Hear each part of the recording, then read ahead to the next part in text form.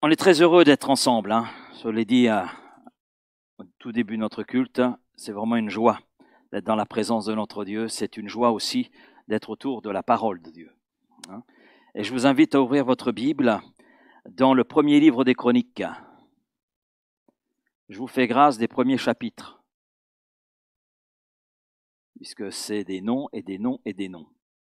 Mais dans tous ces noms, il y a des trésors aussi. Puis il y a des petites choses comme ça qui au milieu sont glissées. Mais nous, on va s'arrêter sur le chapitre 16. Vous pourrez chez vous lire chapitre 15 et chapitre 16, mais je m'arrête juste sur ce petit paragraphe. 1 Chronique chapitre 16, versets 8 à 11.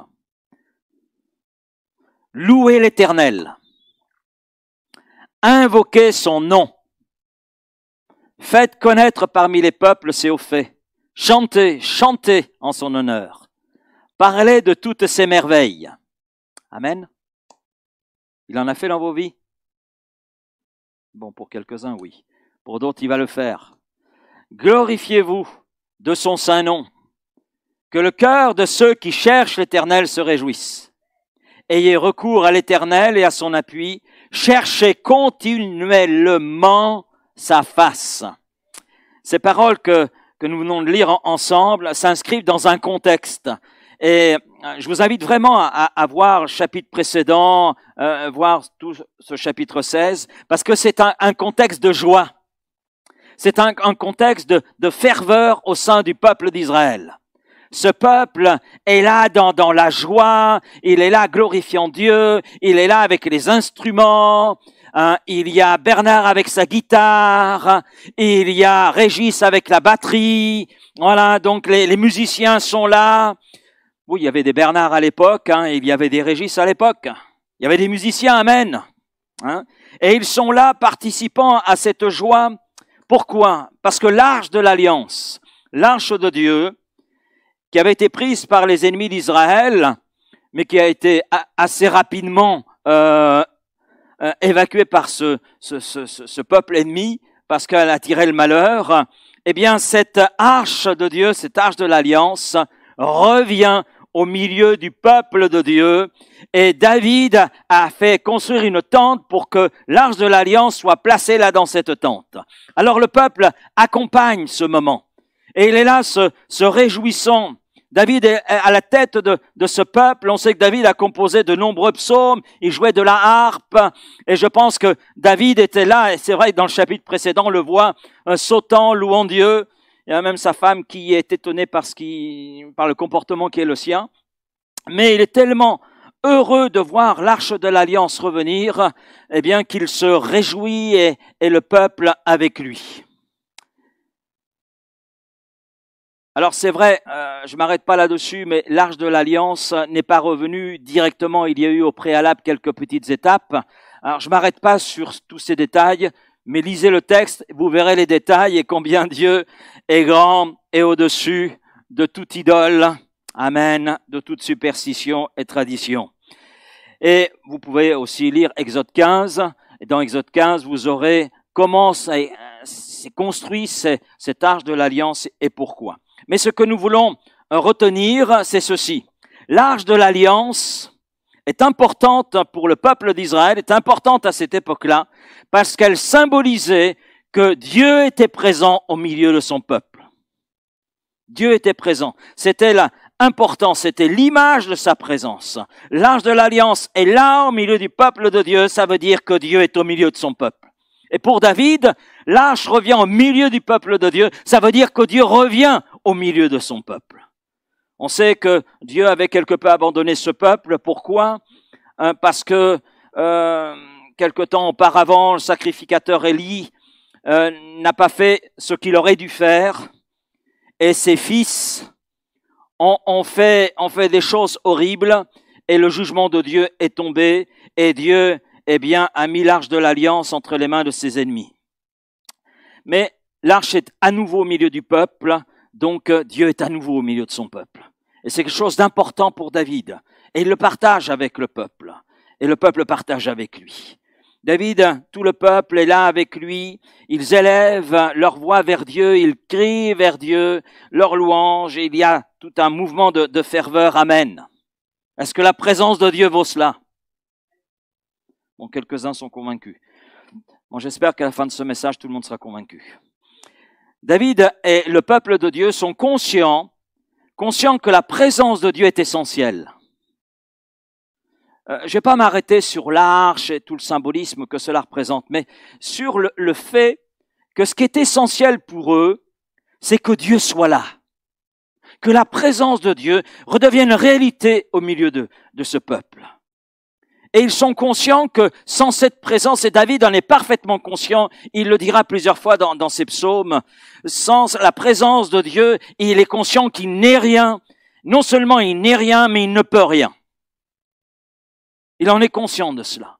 Et puis Jésus le dira quelques siècles plus tard, dans Jean 15, verset 5, « Sans moi, vous ne pouvez rien faire. » Mais si on ne peut rien faire sans Jésus, on n'est rien sans Jésus. C'est ce que ça signifie également. Ce qui veut dire que nous avons besoin de sa présence. Et je crois que si nous sommes là ce matin, c'est parce que nous nous aimons un petit peu les uns les autres.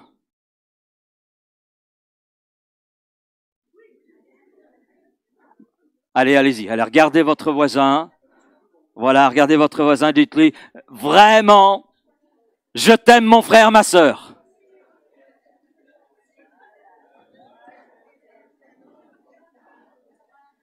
Alors, il y en a qui sont favorisés par rapport à d'autres parce que juste à côté d'eux, c'est leur époux ou leur épouse.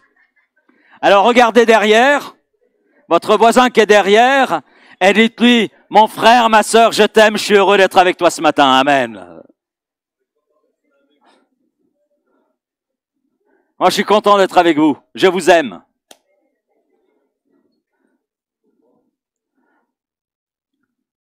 Si vous m'aimez pas, c'est pas grave, je vous aime.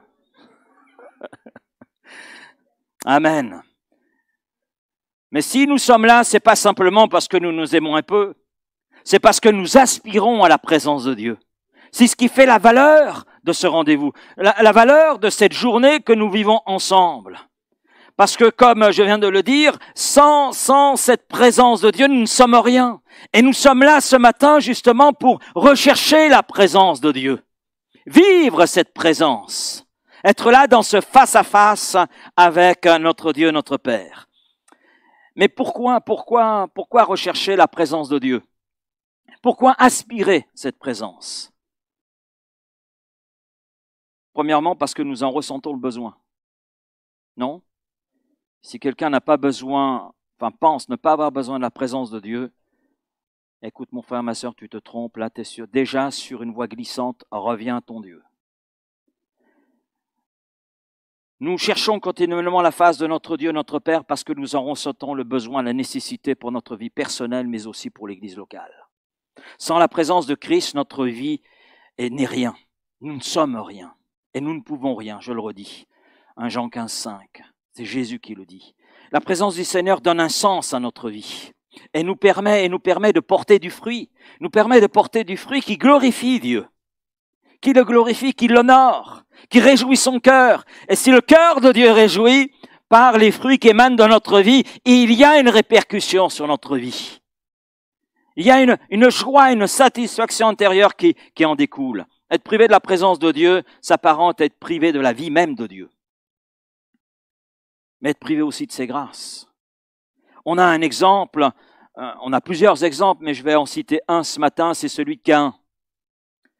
Caïn, après avoir tué son frère Abel, malgré les avertissements de Dieu, parce que Dieu lui avait dit, attention, Caïn, le péché est là, tapis à la porte de ton cœur, prêt à bondir, mais toi domine sur lui.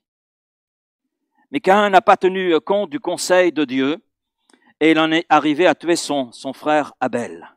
Et devant le verdict de Dieu, nous voyons Caïn ressentir de l'angoisse. L'angoisse d'être privé de la présence de Dieu. Il le dit, je serai caché loin de ta face. Je serai errant. Je serai vagabond sur la terre. Et quiconque me trouvera me tuera. Et puis il est ajouté cette parole que je trouve terrible. Terrible. C'est l'une des paroles les plus terribles à mon sens de la Bible. Puis Caïn s'éloigna de la face de l'Éternel.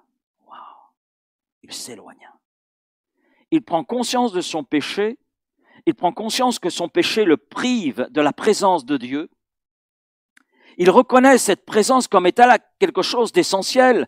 Il réalise qu'être privé de la présence du Tout-Puissant, c'est être caché loin de la face de Dieu. C'est-à-dire d'être dans un chemin qui est là infranchissable. Il ne peut plus rentrer à nouveau dans la présence de Dieu parce que son péché est là, tel un voile qui le sépare de cette présence sainte de Dieu. Il réalise cela.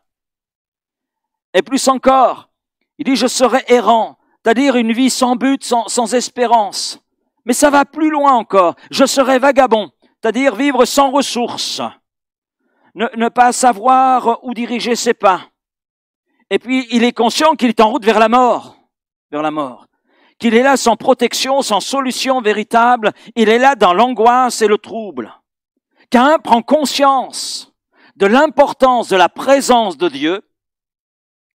Il réalise que c'est son péché qui le prive là de cette présence dont il donne des détails qui sont là saisissants.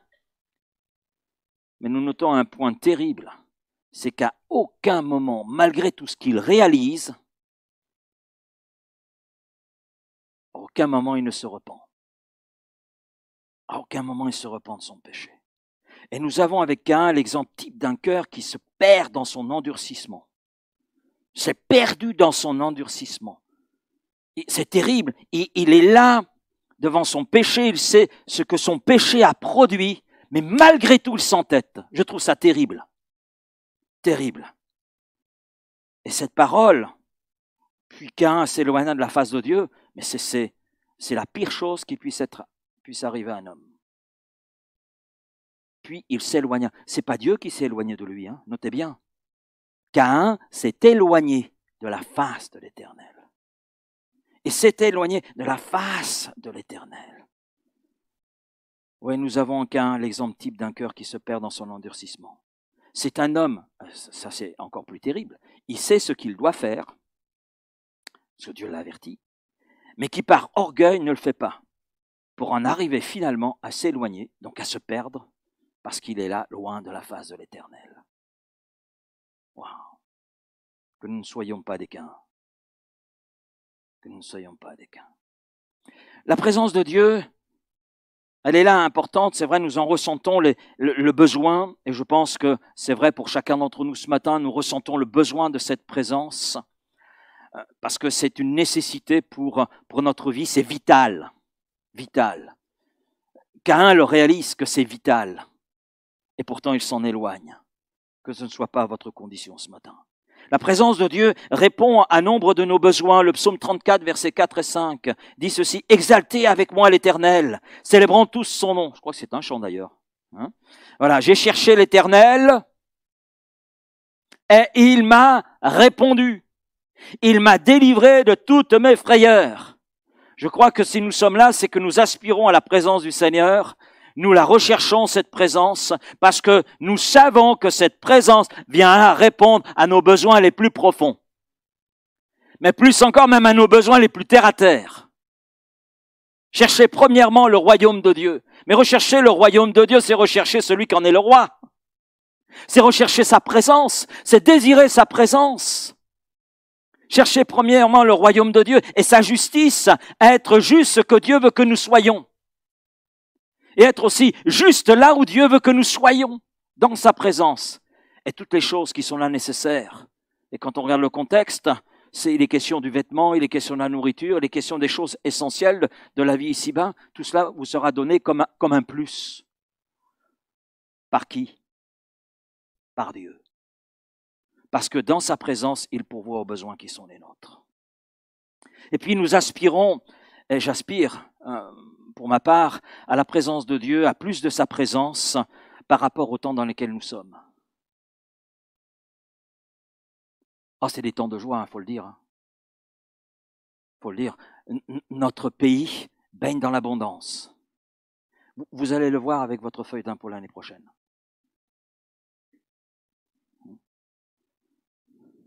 Notre monde baigne dans la paix. Sans aller dans notre monde. Il suffit de regarder notre petite sphère. On voit là des temps, nous sommes dans des temps terribles. Et si vous voulez une nouvelle, ça n'ira pas mieux demain.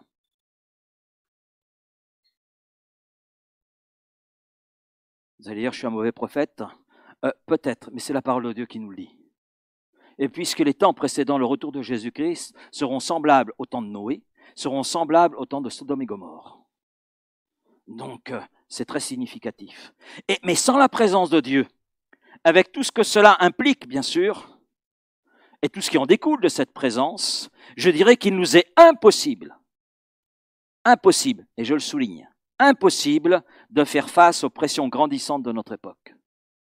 Les pressions qui sont là, aux sollicitations de plus en plus percutantes du monde ambiant, de cette culture qui veut s'imposer et qui est en opposition avec les valeurs bibliques. Impossible de faire face aux attaques de l'ennemi de nos âmes, qui est encore pour un temps le prince de ce monde. Il n'en est pas le roi, il est simplement le prince. Il a encore une autorité bien qu'il soit vaincu. Mais sa défaite est encore une défaite qui est légale, c'est fait, mais aussi qui est à venir. Et nous pouvons faire face à tout cela uniquement avec le Seigneur, sa présence. Sans la présence avec nous, sans la présence du Seigneur dans notre vie, sans la présence du Seigneur dans l'Église, nous sommes voués à l'échec. Voués à l'échec. Mais avec le Seigneur, nous sommes vainqueurs. Amen. La présence du Seigneur au milieu de son peuple, obéissant à ses commandements, marchant selon sa volonté, donne la victoire. Amen. Et voici, je suis avec vous tous les jours jusqu'à la fin du monde. On aime ce passage, souvent on le sort même de son contexte. Le contexte de ce passage, c'est un contexte d'obéissance. C'est dans la mesure où nous obéissons, c'est dans la mesure où nous marchons dans les voies du Seigneur, c'est dans cette mesure-là que sa présence est avec nous tous les jours jusqu'à la fin du monde. Jusqu'au moment où lui a choisi de nous reprendre. Jusqu'au moment où lui aura choisi de nous retirer de ce monde pour nous introduire dans la gloire. Un autre point, la présence du Seigneur est irremplaçable, inégalable. Parce que notre Dieu est inégalable et irremplaçable. Moïse a pu dire ces paroles à Pharaon, oui, devant l'ennemi de Dieu, devant celui qui retenait le peuple de Dieu. Moïse, avec sa langue embarrassée, a dit quelque chose d'extraordinaire. Que nul n'est semblable à l'Éternel, notre Dieu. Il le dit en face de Pharaon, face à face avec l'ennemi de Dieu, l'ennemi du peuple. Que nul n'est semblable à l'Éternel, notre Dieu. Dans l'Écriture, quand nous considérons tout ce qui s'est produit dans la présence de Dieu, nous ne pouvons que nous incliner et reconnaître combien notre Dieu est grand. Amen. Combien notre Dieu est puissant. Nous ne pouvons que nous prosterner et dire avec Moïse, nul n'est semblable à toi, ô notre Dieu. Toi qui as su toucher notre cœur, toi qui as su nous retirer de la boue du péché, nous mettre sur ce ferme rocher qu'est Christ, nous laver, nous purifier, faire de nous des gens nouveaux. Amen. Le Seigneur nous aime, nous sommes aimables. Amen. Qui a fait cela? Nos efforts? Non. Non, notre grand Dieu. Des hommes et des femmes, des enfants, des jeunes gens sont entrés dans la présence de Dieu, ont vu leur vie changer, leur vie être là transformée, délivrée. Le psaume 113, verset 7, de la poussière, il retire le pauvre, du fumier, il relève l'indigent. Amen. Nous étions dans notre fumier qui était le péché, notre désespoir, nos angoisses, nos frayeurs. Et aujourd'hui, nous sentons la bonne odeur de Christ. Amen. Il faut l'avouer, c'est mieux que le fumier, non? Merci Seigneur, cette bonne odeur. Et puis Dieu nous appelle à rechercher sa présence. On a de nombreux textes, psaume 105, verset 4. Ayez recours à l'Éternel et à son appui. Cherchez continuellement sa face. 1 Chronique 22, 19. Appliquez. C'est-à-dire, mettez tous vos efforts, toute votre énergie. Appliquez maintenant. Pas demain, maintenant. C'est pas non plus hier. Merci pour le hier, ce que nous avons découvert de la présence de Dieu, mais nous sommes aujourd'hui. Oui, parce qu'on n'est pas sur des acquis. On doit continuer de chercher l'Éternel. Appliquez maintenant votre cœur et votre âme à chercher l'Éternel, votre Dieu. 2 Chroniques 15, 12. Ils prirent l'engagement J'aime beaucoup cette parole. Ils prirent l'engagement de chercher l'Éternel, le Dieu de leur père, et cela de tout leur cœur et de toute leur âme. Et nous l'avons lu dans le texte d'introduction, qui est suite à 1 Chronique à ce texte. Donc, ayez recours à l'Éternel et à son appui, cherchez continuellement sa face. Et il y a de nombreux textes, autres textes, qui nous invitent à rechercher la face de Dieu. La face de Dieu.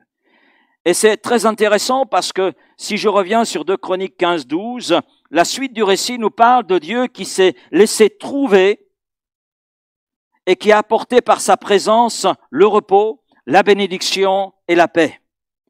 Et vous avez noté dans ces différents textes qu'il s'agit de chercher l'Éternel, le chercher continuellement.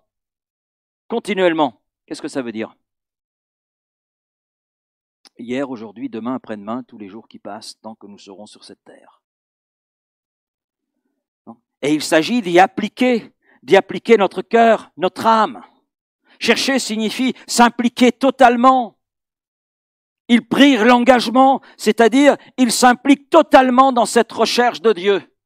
Et il est précisé de tout leur cœur et de toute leur âme. Donc il y a une implication de toute leur vie. Est-ce que nous cherchons Dieu de tout notre cœur, de toute notre âme? Est-ce que nous le cherchons continuellement?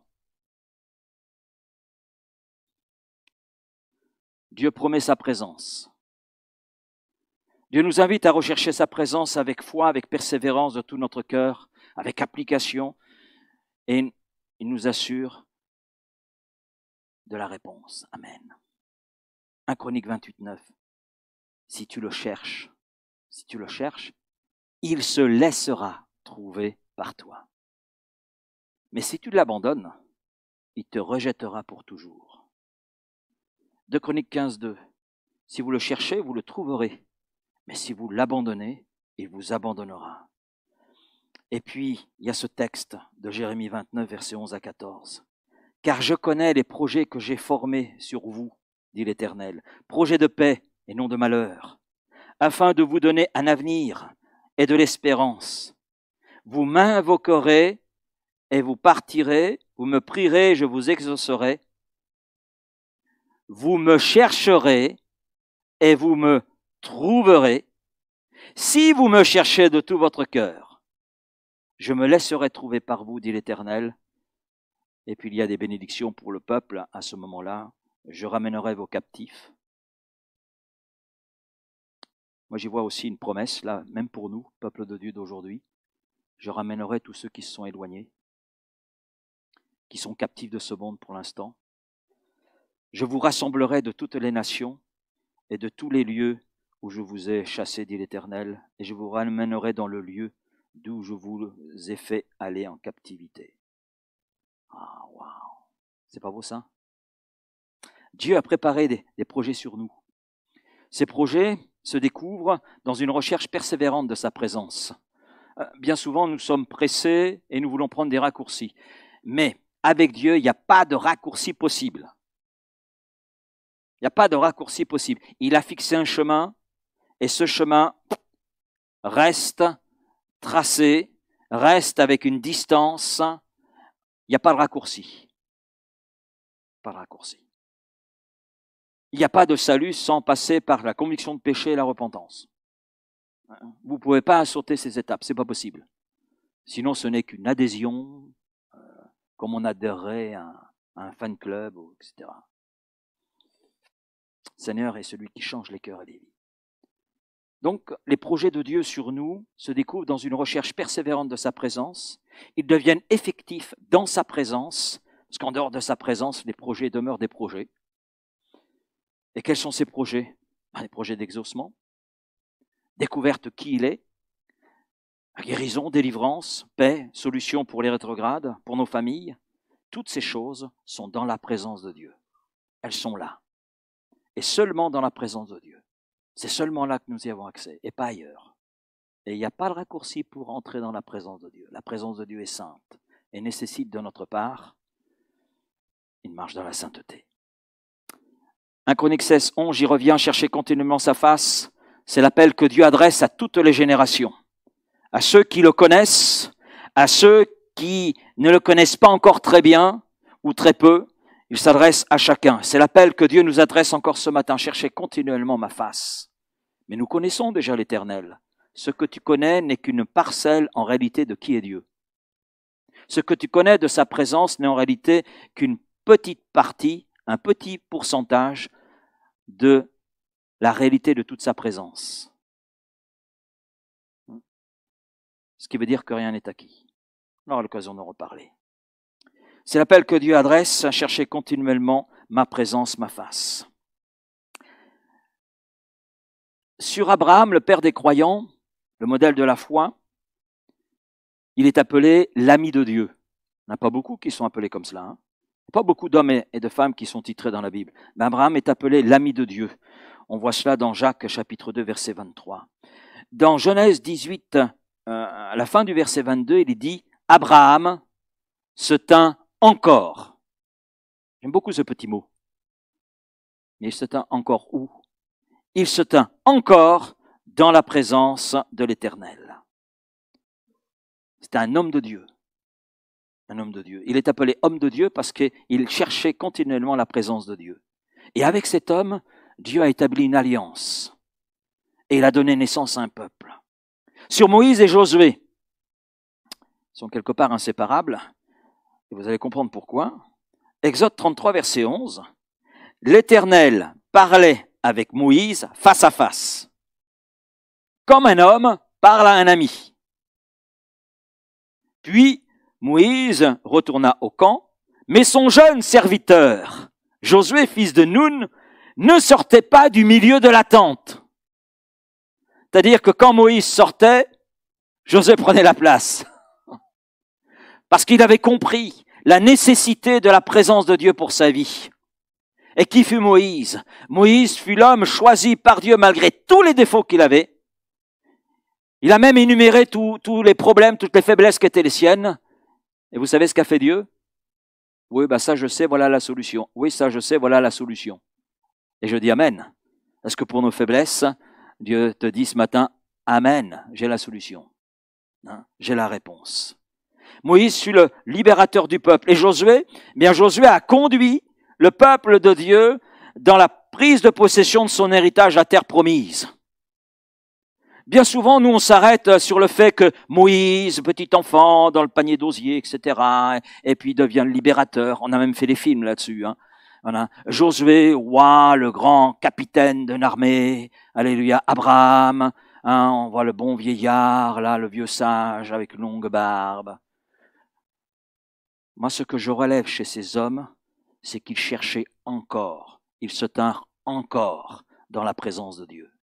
Voilà où se situe la valeur de ces hommes. Elle est là. Ce qu'ils ont été découle de là et de nulle part ailleurs. De nulle part ailleurs.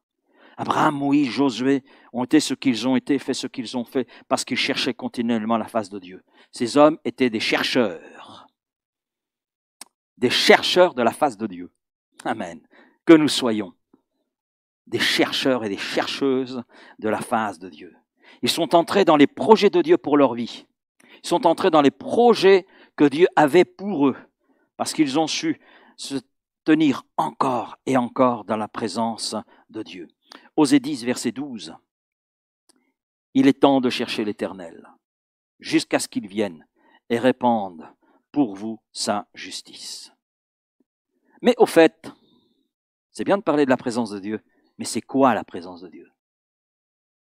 C'est quoi? Mais pasteur Laurent, c'est quand on a des frissons là, que nos poils se dressent là sur notre peau là, c'est quand on ressent un coup de Mistral, on ressent la même chose. Hein. Souvent, on résume la présence de Dieu à des émotions. C'est vrai que Dieu touche nos émotions, amen. Mais attention de ne pas résumer la présence de Dieu à de simples émotions. Lorsque nous parlons de la présence de Dieu, on parle de quoi? On parle d'un lieu. D'un lieu. Je ne sais pas si vous avez remarqué dans les exemples que j'ai cités. Abraham se tint encore dans un lieu. Moïse se tint encore, où ça? Dans un lieu. Josué, même chose. Lorsqu'il est question de la présence de Dieu, il est avant tout question d'un lieu. Un lieu de visitation. un lieu de visitation, un lieu de rencontre, un lieu de rencontre. Et là, je voudrais, pour cela, vous avez deux couples, Zacharie et Élisabeth, Joseph et Marie, qui ont été visités. Ils se tinrent dans un lieu et ils ont été visités par Dieu. Il y a une rencontre particulière. Mais je veux m'arrêter sur un autre exemple que l'on trouve dans Genèse 28. Nous avons un épisode de la vie de Jacob. Lorsque Jacob prit la fuite, après avoir pris pour lui le droit d'aînesse qui était réservé à son frère, qui son frère a méprisé ce droit d'aînesse aussi, tout cela pour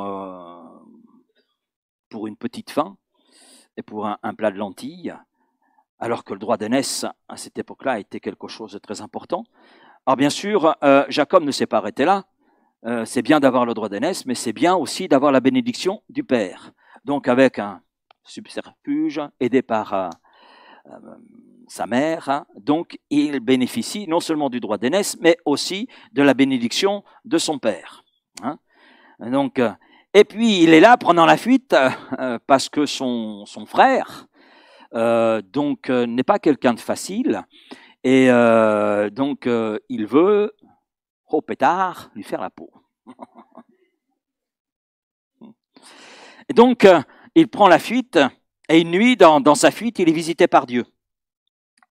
Et à travers un songe, on voit cela dans Genèse 28 verset 12, Dieu lui fait la promesse d'être avec lui. Dieu lui fait la promesse de le bénir. Dieu lui fait la promesse qu'il aurait une descendance. Et le texte ajoute, verset 16, Jacob s'éveilla de son sommeil.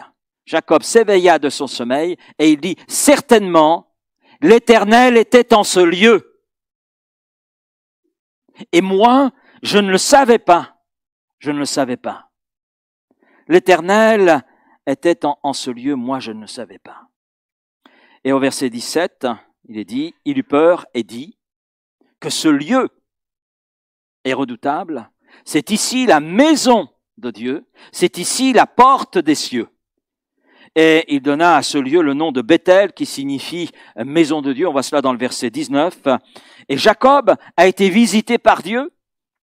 C'est vrai, parce que la présence de Dieu est un lieu. C'est un lieu.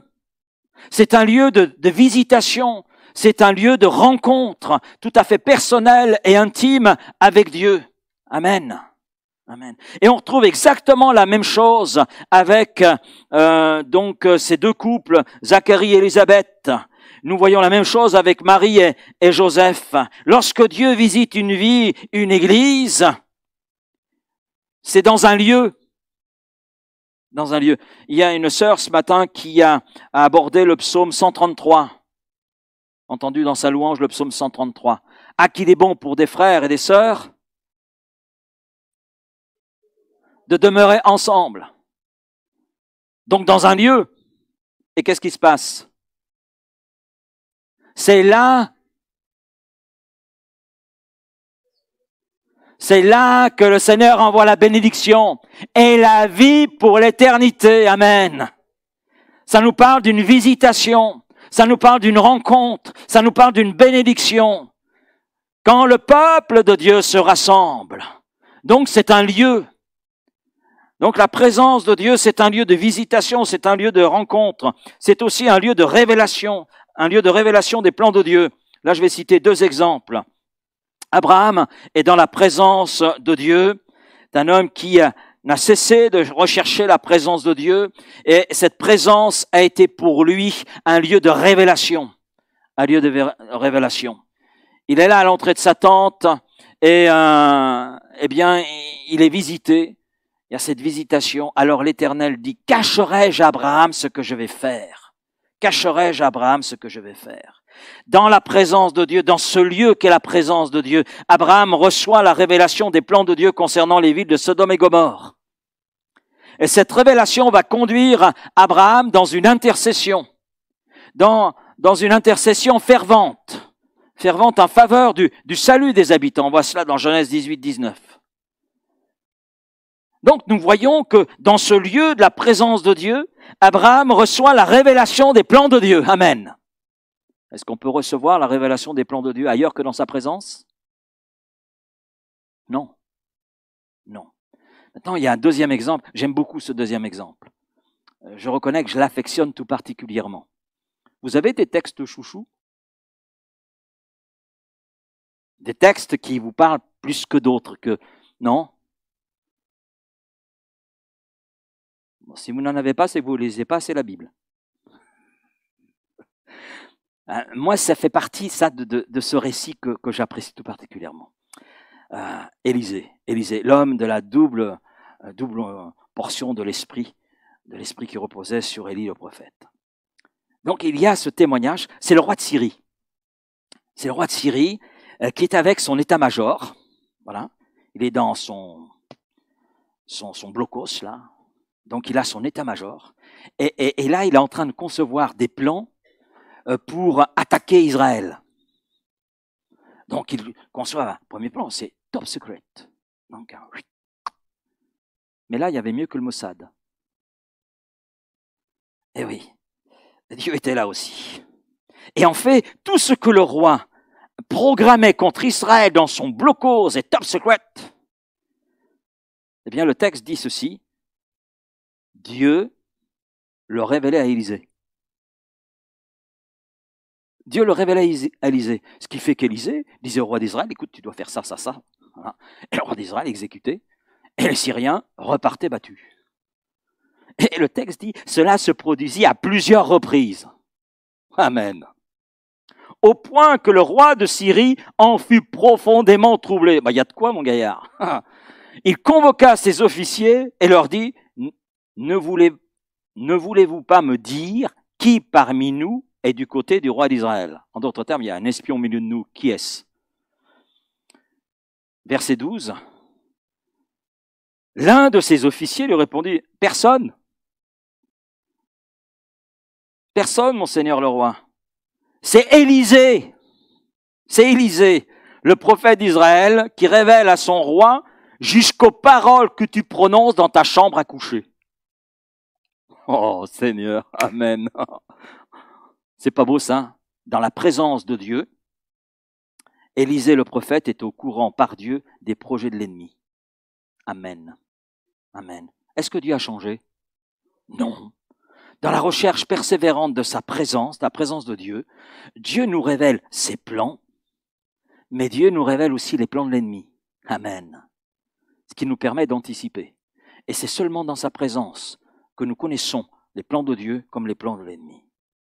Et nous voulons prier dans ce sens et dire, Seigneur, révèle-nous tes plans ainsi que ceux de l'ennemi.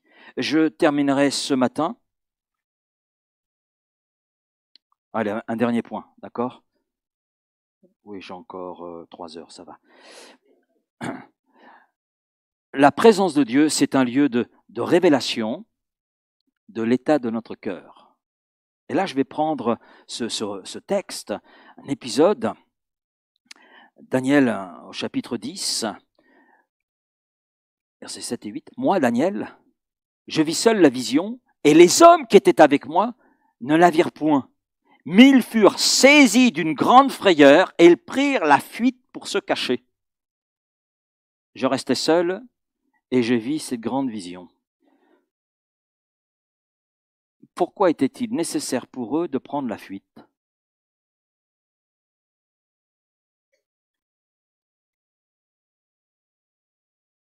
Qu'est-ce qu'ils avaient à cacher? Qu'ils prennent la fuite, ok, mais qu'ils aient à se cacher. Prendre la fuite, ok, je crois, effectivement, la présence de Dieu peut conduire à fuir, mais à se cacher, on se cache quand on a quelque chose en général qui ne va pas, que l'on se reproche.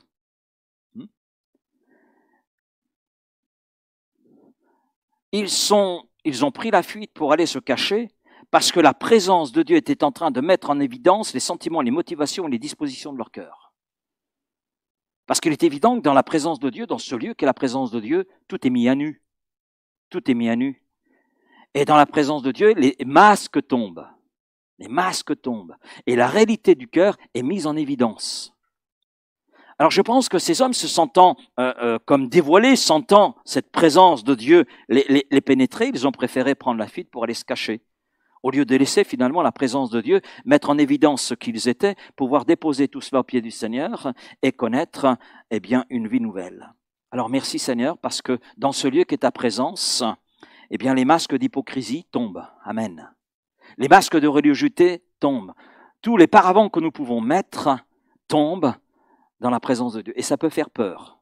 Ça peut faire peur. Je me souviens dans un culte, et ce sont des choses que je veux revivre, et c'est possible, parce que c'est dans la volonté de Dieu, mais je me souviens dans un culte, je crois que c'est moi qui conduisais le culte ce jour-là, et j'ai simplement fait un chant, j'ai pas pu en faire deux d'ailleurs. J'ai pas pu en faire deux, parce que le Saint-Esprit a fait le reste. Le Saint-Esprit m'a dit, écoute, écarte-toi, c'est moi qui bosse là. Donc, et à ce moment-là, je revois deux jeunes, c'est la première fois qu'ils venaient et assistaient à un culte. Je les connaissais pas et ils sont rentrés et comme c'était plein, donc ils ont été deux places différentes. Et je me souviens parce que lui était juste devant, à côté du pasteur qui était à ce moment-là invité, et il était juste à côté du pasteur. Et d'un seul coup, ce garçon est tombé à genoux. Personne ne l'a poussé, parce qu'aujourd'hui, il y a plein de choses. Non. Le Saint-Esprit qui fait le travail. Et quand il le fait, il n'y a rien à redire. Et là, il est tombé à genoux. Et dans le même temps, la jeune femme avec qui il était venu, qui était au milieu, est tombée à genoux. Pareil. Et tous les deux, ils ont confessé leurs péchés. Tous les deux. Et c'était étonnant, saisissant. Et le pasteur qui était à côté du jeune homme a imposé les mains, a prié avec lui. Et en fait, toute l'église s'est élevée pour prier. Et ce jour-là, eh bien, ça a été une effusion des fleuves d'eau vive. Amen. Et quand les fleuves d'eau vive passent, qu'est-ce qui se passe? Ce qui est sale est nettoyé. Amen. Et ça, je dis Amen, Seigneur. Et ces deux jeunes, eh bien, ont vu leur vie changer, transformer. Ils ont régularisé leur situation. Amen. Et puis, ils sont aujourd'hui en Bretagne dans une église. Amen. C'est pour des raisons professionnelles, ils ont dû déménager, quitter là où ils étaient. Je dis Amen. David, suite à l'adultère qu'il chercha à cacher, tant que je me suis tu, intérieurement, j'étais malade.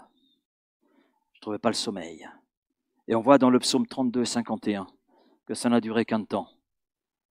Mais à un moment donné, le prophète Nathan a révélé les choses. Et là, David, donc, a exprimé la réalité des choses. Et il s'en est repenti. Ananias et Saphira, qui cachèrent leur hypocrisie dans un mensonge. Mais dans la présence de Dieu, tout a été dévoilé. Bon, ce qui est terrible à leur niveau, on voit ça dans Acte 5, c'est qu'ils en sont morts. Le jugement de Dieu est tombé sur eux.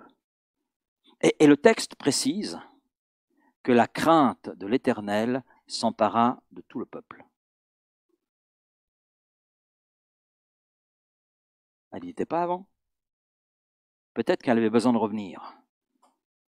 Parce qu'il venait de vivre la Pentecôte, des choses extraordinaires. Et peut-être que cette crainte de l'Éternel s'est un petit peu effritée. C'est-à-dire peut-être en raison de cet effritement que Ananias et Saphira se sont sentis très à l'aise pour manigancer. Or que les choses étaient si simples à leur niveau, il suffisait tout simplement de dire on a vendu cette propriété, voilà, on avait pensé tout donner, et dans un premier temps, on revient sur notre décision, on n'en donne que la moitié. C'était facile, hein? Non, ils ont menti. Mais ce n'est pas aux hommes qu'ils ont menti, c'est à Dieu. C'est à Dieu. Et le Saint-Esprit est venu à dévoiler les choses, parce que dans la présence de Dieu, les choses sont révélées. Amen. Amen. Que la présence du Seigneur ce matin au milieu de nous conduise, si c'est nécessaire, un cœur dans la repentance. Amen. Dans l'humiliation. Et à saisir le pardon pour sa vie, en vue d'un relèvement. Amen. D'une œuvre encore plus excellente si cela est nécessaire. Oui, la présence de Dieu, c'est un lieu béni. Amen. Mais un lieu redoutable. Quand on regarde, c'est un lieu redoutable. On n'entre pas comme on dirait dans ma région, avec ses grands sabots, comme cela. Ça se dit pas dans le sud. Hein.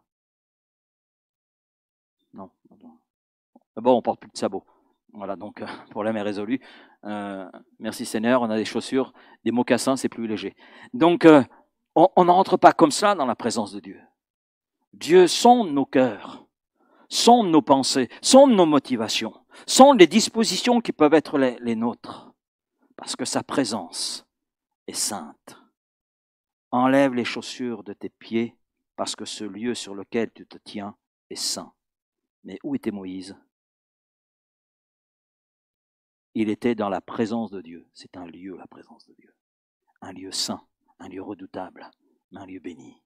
Que nous puissions chercher continuellement la face de Dieu. On poursuivra la prochaine fois, parce qu'il y a une suite.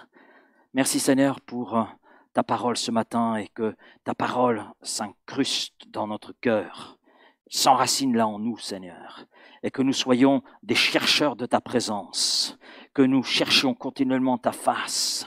Oui, Seigneur, pour connaître tes pensées, tes projets pour nos vies, mais aussi connaître les projets de l'ennemi afin de pouvoir les éviter. Oui, Seigneur, et d'être là victorieux. Merci, Seigneur, parce que ta présence est quelque chose de bon, de grand, comme nous venons de le voir. Merci pour les témoignages qui nous sont là donnés de Moïse, d'Abraham, de Josué, de David, et même de celui de Caïn, Seigneur. Oh, merci pour tous ces exemples, ces témoignages par lesquels tu nous parles, par lesquels tu nous instruis.